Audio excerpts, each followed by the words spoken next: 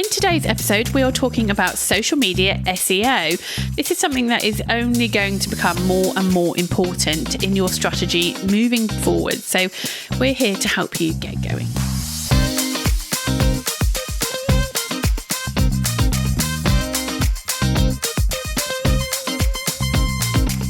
Welcome to JFDI with the two Lauras. So recently we hosted a masterclass in our membership, the Inner Hub, which was all about social media SEO. So we thought it would be good to share some of that with you here on the podcast too.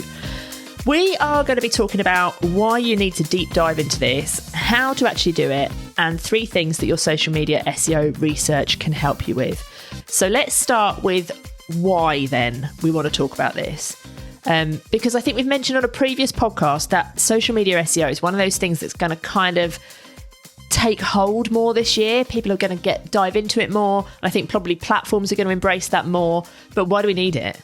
People are using social media differently. I know I am. So this to me is like, I'm nodding my head like, yes, this is true. And in summer of 2022, someone from Google reported that 40% of young people go to TikTok to search for certain categories before they go to Google.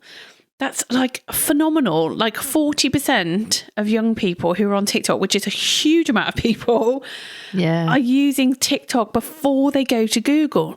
Now, I am the same because you told me the other day about young. When you were looking for your wallpaper, you didn't look on Google, did you? No. And I wonder whether I've been trying to think about this. I'm a visual person. So like if I was to do a search on Google for a product, I always search and then go to images.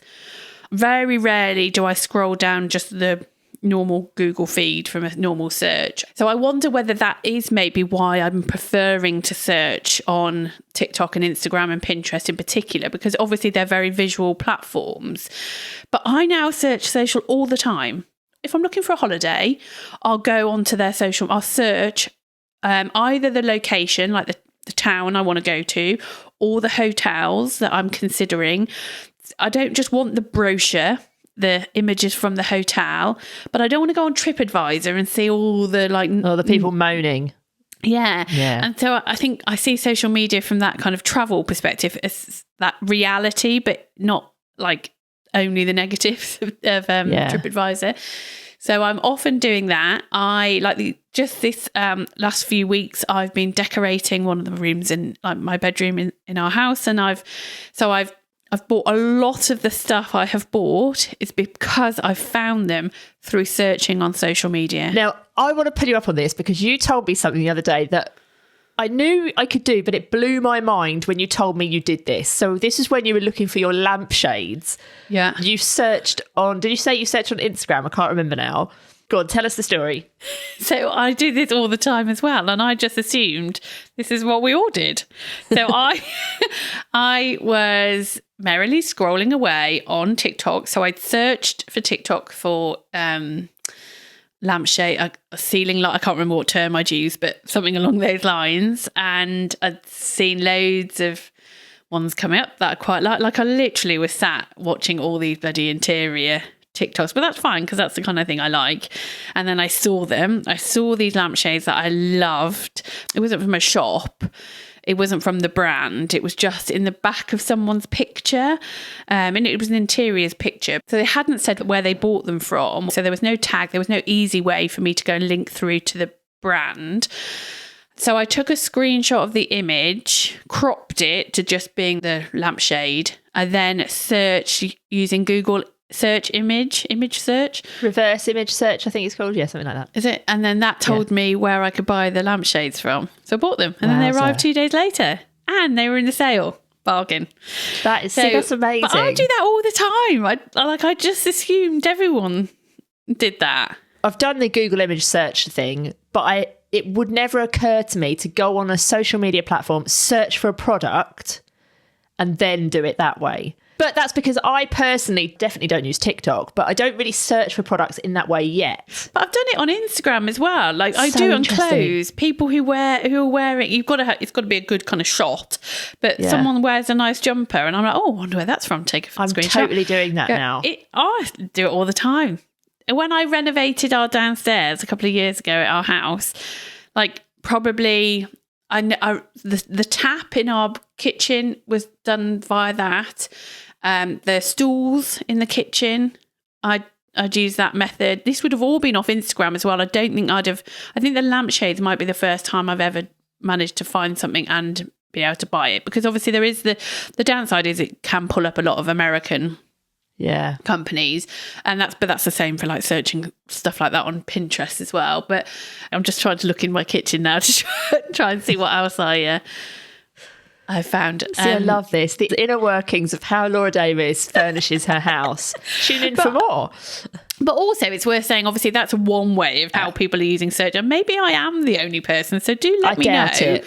But I suspect other people do that. But on a very more basic, less complex way of doing it, is that I was looking for some wallpaper. So I was looking for green textured wallpaper. I looked on Pinterest, I looked on Instagram, I looked on TikTok, and I found them on social media. I then went on to Google because I'd found that John Lewis sold the one I wanted. So then I typed it into Google, but I knew where I wanted to go then. But the kind of inspiration came from me searching. And I think that's an interesting point before we get on to how to do this SEO, is that you don't necessarily always see the link clicks from your efforts, do you, on social? Like you just said, you found it, but then you went direct to Google to go and search for it. And with your screenshot Google reverse image search, the social media manager might not get the praise for that because it's invisible. Yeah, and I think that's very true of Instagram and TikTok, where there's, they've only got that one link. Yeah. And to a point, Pinterest now with their idea pins, although I think they're now able to add links to those now or soon, but where the link isn't directly in that post and they have to go to the link in the bio and then they're going to have to go and find that product. I think people often don't go via the link in the bio. They just quickly jump over to Google and just type in whatever it is that they've discovered. But if they weren't doing the work in the first place to make sure that content was discoverable using the SEO things that we're going to talk about today, you never would have found that content in the first place. No. So it's really important to do it. And I think we just need to remember that more and more people are using search on social now. They're much more likely to search than they are to search for a term rather than search for like a hashtag or go and follow a hashtag feed. And if you or your business or your client's business isn't kind of showing up in those answers, someone else will be. Yeah. So you kind of want to just you want to make sure you're there. And I think if you're in quite a competitive industry as well, I think even more so is this really important. If you're a social media manager, there are a lot of social media managers out there. So that can be quite overwhelming for business owners. So they are more likely to search a much more specific keyword to try and filter out the people who aren't relevant to them. So, totally. They might only want social media managers who are based in Solihull. So, have you got that? If you want to work with local businesses and you're in Solihull, is that in your bio? Are you creating content that talks about that? Yeah. So let's talk about how you can start to use social media SEO. I think one of the first things that you really need to think about and you need to be very clear on, actually there are two things that are very aligned. Firstly is, what do you want to be discovered for? But secondly, what is your audience actually searching for? Because those two things might not be the same. So let's say, for example, you want to be known as a social media marketer because, let's face it, we all do marketing. We want to make sure that people understand the difference between a social media marketer and somebody who just goes and whacks a picture on Instagram. So you want to be known as a social media marketer, but your ideal client, when they go to search, they don't search for a social media marketer. They search for a social media manager. You need to know that. You need to know what your audience is searching for, because if you don't, then you can't optimize any of your content or any of your platforms. So what do you want to be discovered for? What is your audience actually searching for? And you can't do that unless you've done your research. Obviously, that goes across the board with all marketing, but research is always so important. And when you're doing that research, you need to have your ideal client in mind, but you need to go and look on all of the platforms to see what people are searching on all of the platforms, even the ones you don't use, because some platforms are obviously much easier to carry out this research than others. So see what people are searching for, but also who's showing up under those searches and why? Why is that content showing up? And how can you use that research in what you're creating?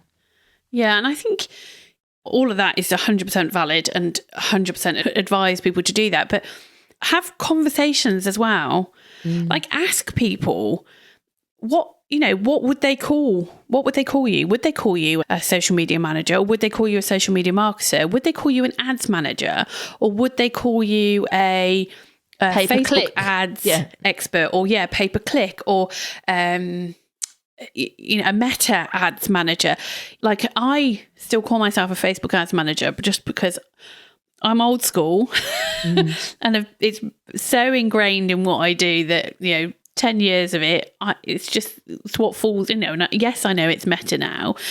So if I was to look for an ads manager, I'd probably still type in Facebook ads manager. Although I know it's meta now. I know that, but it's just probably not what comes first to hand. And is that the same for everybody Another else? example of that actually is I had an old client who, and I was doing their ads, and I was a freelancer, but she would always tell everyone about this agency that she worked with. She knew it was only me, but she would always refer to my business as an agency.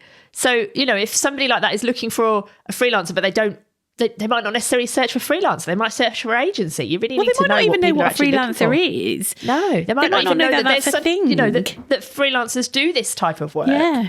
So having these kind of actual conversations with people and just listening to what people are saying, how they talk about things, the terms they use. Like, if you're in business communities where you've got a bunch of businesses talking about their social media or their Facebook ads, what terms are they using? Go and look at like influencers in your sector and go and see what questions people are asking on those posts. What are they saying? What are they asking? Because then you can create content that will answer their problems, but also hopefully show up if they're searching for those questions as well. So it's about just having your ears and eyes open and doing research and continuing to do that. There's no point saying, oh, great, this is a great podcast, I'm going to go and do this now, and then not looking at it again for another 3 years. It's constantly changing.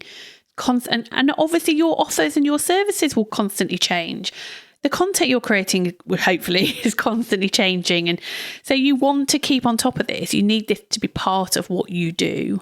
Yeah, and I think it's important to say, like, we all know, because it's been something that's been in the background of our businesses, whether we've done it or not, but we all know how important SEO is on a website. We know that. SEO on social is going to become as important as that. It's something you really need to start to embrace, and it starts with that research. But that when you do that research, that can help you with 3 really, really important things in your business.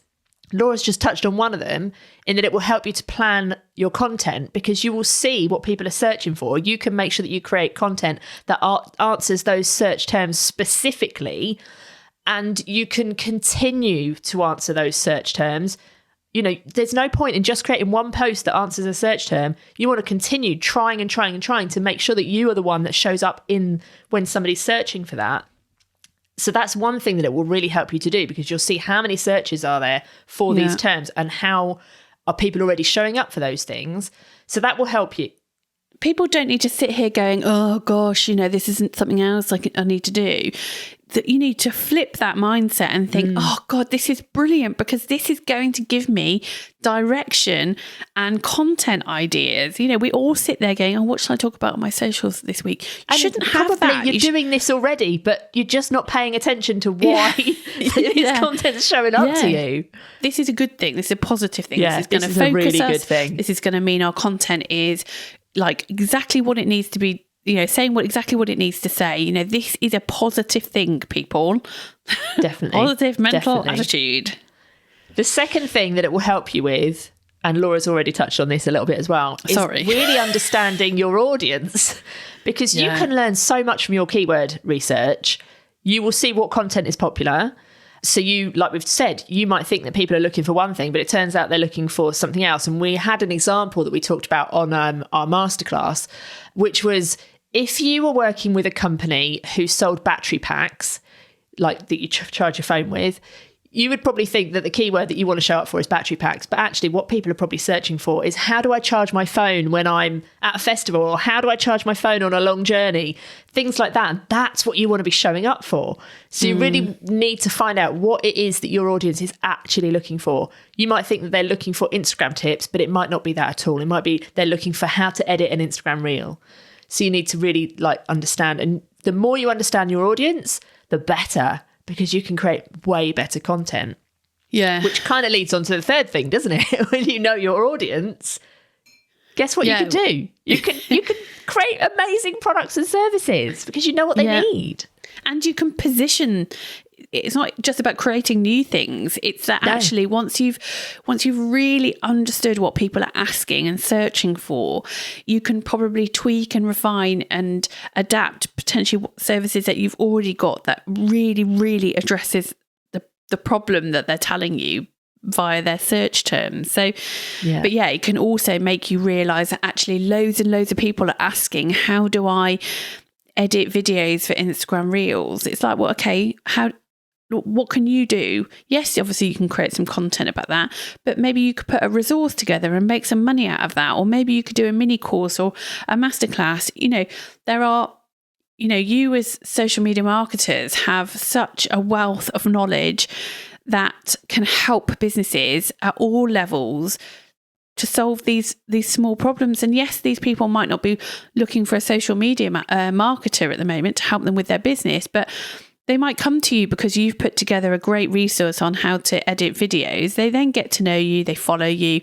Later that year, you might say you now have capacity for one more client. And by that point, they are chomping at the bit to work with you because you've positioned yourself so well in your content. So, we have to think outside the box a little bit.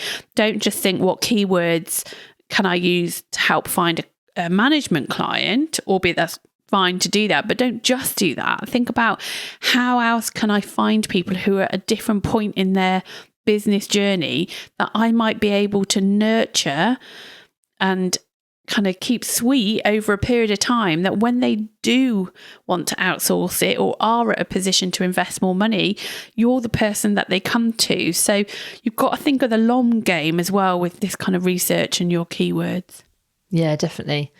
So just a quick couple of places that you can actually optimize your content then, once you've done that research and you know what people are searching for. You need to make sure that obviously those keywords and those search terms are in your content. So, and there's a few different places that you want to make sure that they are. The most obvious one, and the one that probably you're already doing already or trying to, is in your bio on all of the platforms, or your about section on the platform, depending where it is. You want to make sure that you've got those search terms in there. But should we just run through a couple of the other ones? Yeah, so you need to think about your captions. And I think that's one of the most obvious places I think people will probably think to hopefully to use their keywords. So making sure that you're using your full keyword in that caption and be as descriptive as possible. But it's worth saying that you can't just try and squeeze and shoehorn these keywords in. It's still got to read well, hasn't it?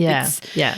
But if, for example, you want your post to be discovered for the best apps for editing Instagram Reels, then you need to make sure that that specific phrase is in your caption of your post. So if you just were to pull out Instagram Reels as your keyword, then obviously you're going to end up with your content being in a really competitive pool of everybody who uses the term Instagram Reels. So make sure you're using that term that is aligned with what you know from your research people are actually looking for.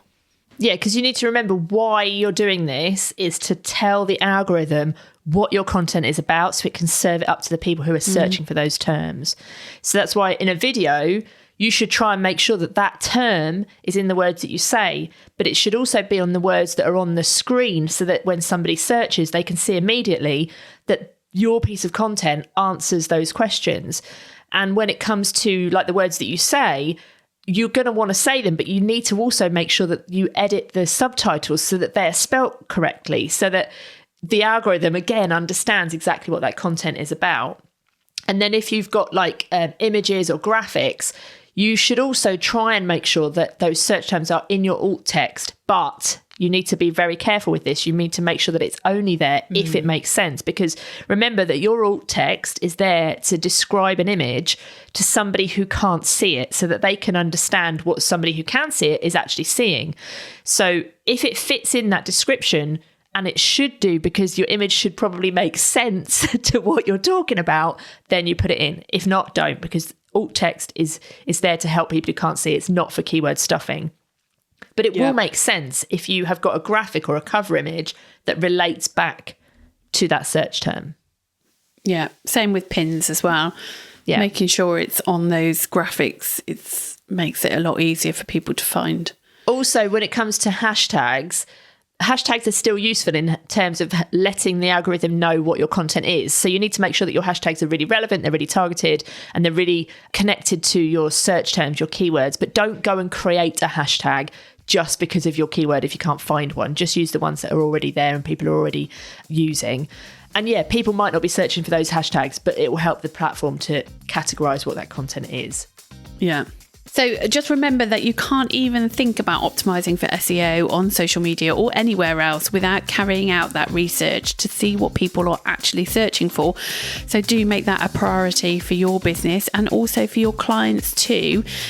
And if you're in the Inner Hub, then go and dive into the masterclass where we go into much more detail on how you can actually carry out this research. And if you're not a member yet, then don't worry, you can join us on the waiting list at thetwolauras.com/Inner Hub. And we're back same time, same place next week. So make sure you hit follow or subscribe wherever you are listening so the episode lands in your player automatically and you don't miss out. So we'll see you then. See you then. Bye-bye. Ta-ra.